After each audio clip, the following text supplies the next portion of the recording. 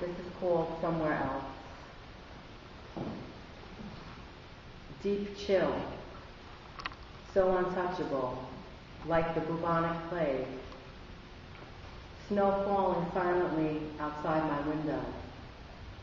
Seconds tick by, insulated, bear-skin blanket. Hot decaf tea beside the bed. I am not really here. My heart beats somewhere else, underneath the embankment outside. I left it there for now, along with that night of the full moon, at once so deeply stirring.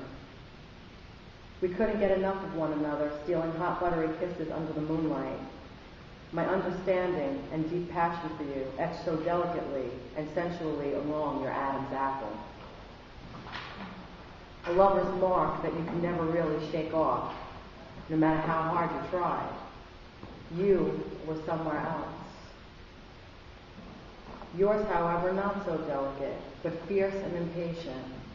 You hungrily nipped at my nurturance, leaving bruises that you never will see, like you knew what our destiny would ultimately be. This to me is now just a dream. Your frostbite still lingers on my lips. This is called Kundalini Rising. The sun forms intrinsic shapes on my restless spirit as I move in and out of my life. I am but in this moment, and then it is gone. My faint heart remembers twisting of my spine as a little girl, trying to quiet the inner intensity that was burning brightly within me at such a tender age. Now I relish in the beauty that is pure, uninterrupted light energy, surging through my root chakra. I am silent, contemplative, in my yogi's lotus position, letting all the colors become me, no longer holding down as the Kundalini rises up my spine and into my heart. I am born again today, a new soul ready for all of life's unopened possibilities. I thank you for having the opportunity to be included in this. This is an old conglomerate of an older poem, the one on page 21, and I think it would be appropriate because it's April.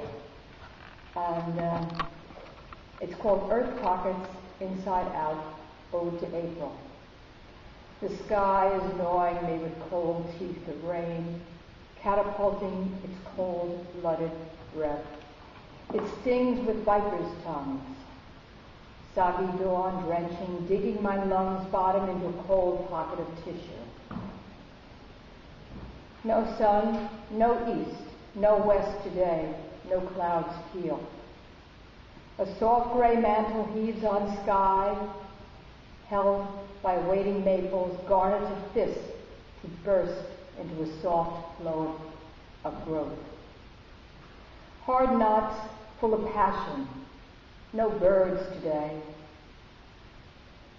Only rain and grass beneath the breast of the matted beige.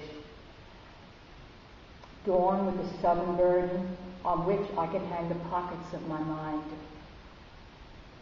Bird sound break the sodden air, coiling me in a piccolo of storms, piercing the heavy burden, the heavy heavens. Sodden earth swells blisters of green, stuff-spewed, jade turrets tucked up wretchedly forth from the wet white tooth of chartreuse newbornness with brown melted lands which frost spate meets the garnet nodules of maple. Buckling, knuckling, and reawakening desires like an unfisted lyric. Shrill, yellow forsythia petals burst in crypts under calyxes waiting to burst forth in new neon yellows. Wild grapes branch out and turn up sap pulses, subtle, soft bark. Late winter brought the early crocuses, bombastic light, purging the eye of the frostless midday cadence of cardinals' trills and lone dervish bugs twirling and whirling. Now old age and death mingle with the sugar maple's desires. As the warm sun breaks and cradles earth into an etheric bosom, February's birds brought promise, and then they darted and looped in open spaces. Now tree branches of tangle yoke them in nesting young. Early spring screams forsythia and daffodils, caustic, sulfur, yellow, shattering brown and matted grasses.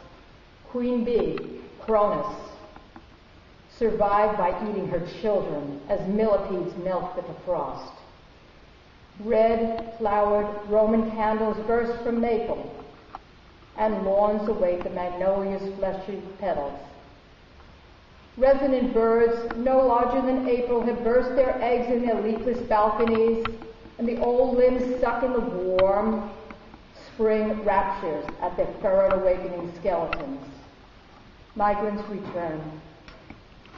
Succulents, performed in hyacinth, erupts from the thorny thistles, crowned of jaded black, as morning cloaks the sea of air, awakes the cocoon prison in the elm's bark, spring stutters.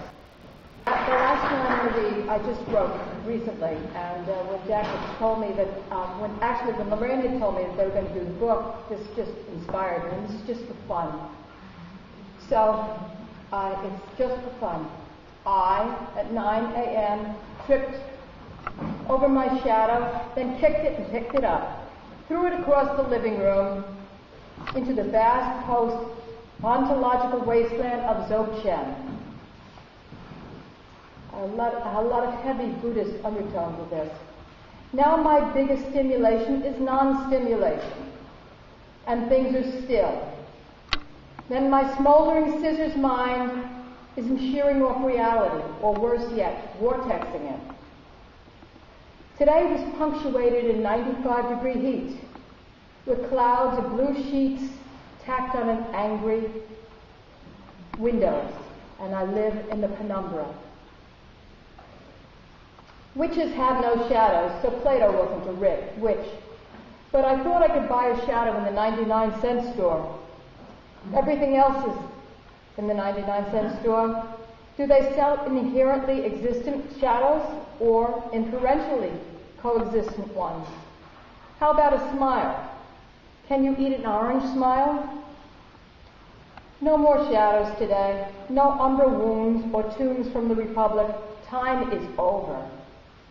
Ask Prajnaparamita, she said so. In the beyond, beyond, beyond. Did you ever sell your shadow in a dream? Next time I vow to be kinder to my shadow and not kick it across the room or try to eat it for safekeeping. Perhaps I'll just melt into a rainbow body of light, replete with petals falling from the sky. Say, did you ever eat a rainbow? Time is very old today. That's it. Thank you. This is a poem I wrote a couple of years ago during a poetry workshop that Jack and I do at South Beach Psychiatric Center. We do it once a month. The days go by swiftly.